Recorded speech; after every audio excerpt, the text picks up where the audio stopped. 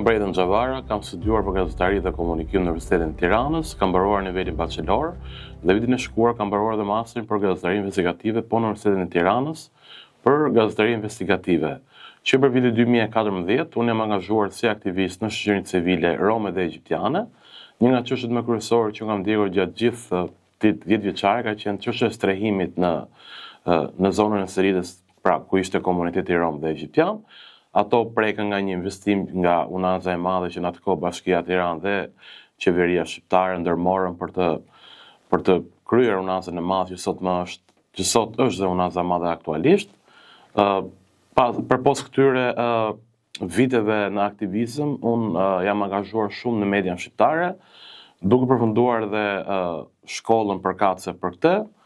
Më pas kam punuar në disa media të ndryshme, print, online, televizion dhe që për vitin 2020 kam themeluar organizatën mediatike Community Reporters Albania, e cila është një media e dedikuar plotësisht për çështjet e romëve dhe egjiptiane në gjithë Shqipërinë. Ne jemi fokusuar në 7 bashki ku ka një popullsi të konsiderueshme të minoritetit rom dhe egjiptian. Ne kryesisht merremi me çështje strategjike ku në fjalë të shkurtra, ne themi çështje strategjike kur gjejmë problematika që janë të ngjashme dhe janë të njëjta për gjithë qytetarët rom dhe egjiptian. Puna jo nuk ngjitet vetëm këtu, ne merremi me investigime, merremi me video, me podcaste, reportazhe, dokumentare dhe kemi një dedikim në komunitet. 2 nga zonat që ne shkojmë vazhdimisht është Berati dhe Fieri, duke qenë se 2 bashki që kanë një numër të lartë të popullsisë rome dhe egjiptiane. Ne kryesisht bazohemi tek planet lokale që vetë bashkitë kanë miratuar për romët dhe egjiptianët, por sigurisht edhe plani kombëtar i integrimit për romët dhe egjiptianët në gjithë Shqipërinë. Nga kolegët e mi, marrim gjithmonë le të themi bashkëpunime dhe në një anë të hapin dhe rrugën të japin mundësi për të realizuar shumë gjëra që ka të bëjnë me median, të japin mundësi. Por që ka dhe nga pjesë shoqërisë, që e shikojnë gjithmonë një gazetar i cili merret me romët dhe egjiptianët, edhe nuk është se ka një përqasje shumë të mirë me shoqërinë, sepse mendojnë gjithmonë që pse duhet që romët dhe egjiptianët të dalin në media. Pse nuk ka media të tjerë që ta bëjnë këtë punë? Për mendimin tim nuk ka media të tjera, ne realizojmë çdo 6 muaj një raport mediatik ku tregojmë se sa media kanë shkruar apo kanë bërë kronika për romët dhe egjiptianët në gjithë Shqipërinë.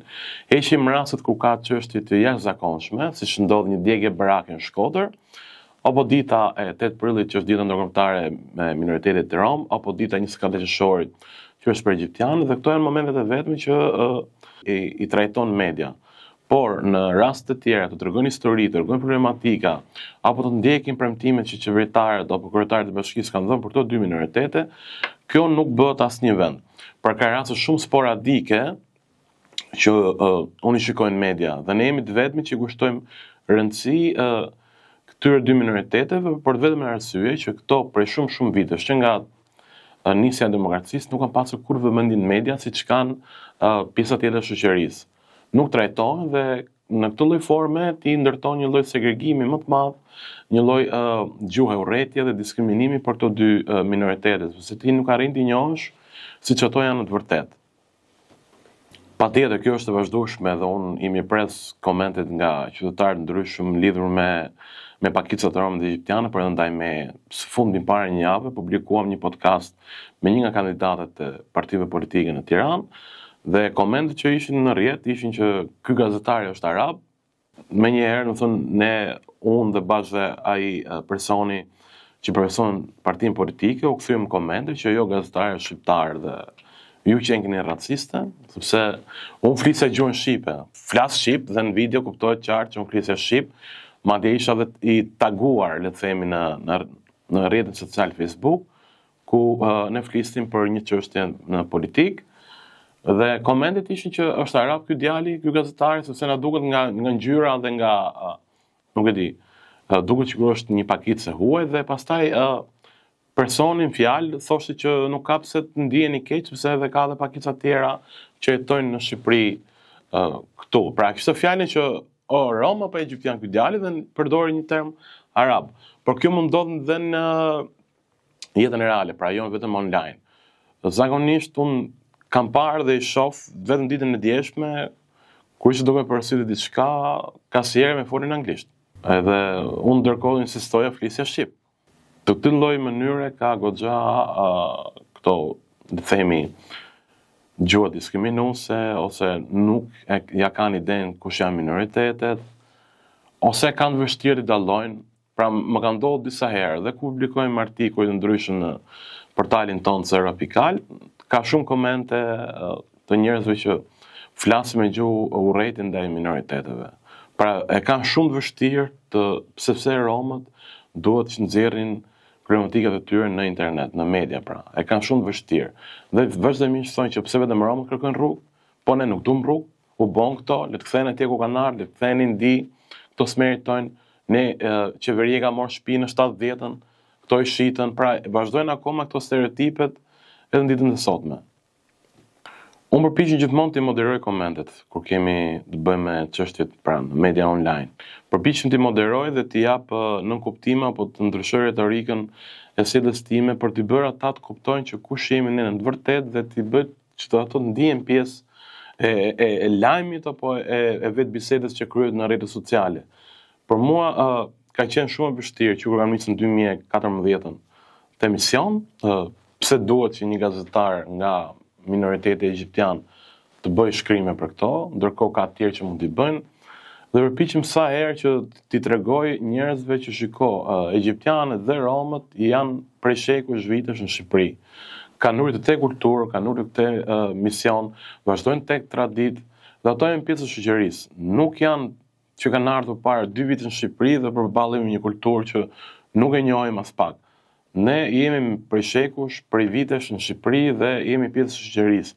E gjithë puna ime qëndron tek njohja e këtyre minoriteteve me shoqërinë dhe ata të kuptojnë që kush janë romët dhe egjiptianët në të vërtetë, sepse ka shumë problematika dhe konsiderohen grupet më vulnerabël në Shqipëri, por vetëm arsye që nuk janë integruar dot kurrë.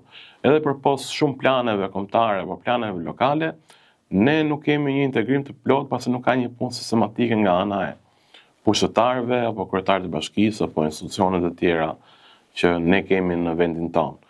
Andaj kjo është mision shumë i vështirë, uroj shumë që ne t'ja dalim dhe të ecim me këtë lloj iniciative në mënyrë që ne të kemi një brez të ri pa paragjykime dhe një shoqëri të drejtë. Ne kemi mbuluar shumë mirë nga ana e medias dy çështje të rëndësishme, siç është shkolla Naim Frashi në Korçë dhe shkolla Iliria në Shkodër. Të dy këto shkolla janë të segreguara, ku patjetër që ka dhe gjuhë urrejtje dhe diskriminim. Në Shkodër, shkolla është 100% e segreguar dhe vetë drejtoria e shkollës nuk e pranon, sepse thotë që tu ku ne jemi të pozicijonuar janë vetëm nxënës të fëmijë rom dhe egjiptian, më së shumti janë egjiptian. Dhe për rrjedhoj ne nuk kemi ku të çojmë, ndërkohë ligji flet gjëra të tjera. Ligji të tregon dhe të jep mundësinë që ti të shpërndash nxënësit në një shkollë tjetër brenda 2 kilometrash që ato kanë vendbanimin e tyre, në mënyrë që të ketë një integrim sa më të mirë të nxënësve.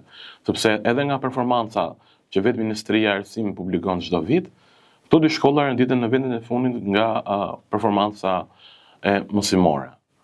Ndërkohë që Korça është pa njëjta histori. Korça ka shkuar deri në Strasburg, është marrë një vendim segregimi për këto. Në Shqipëri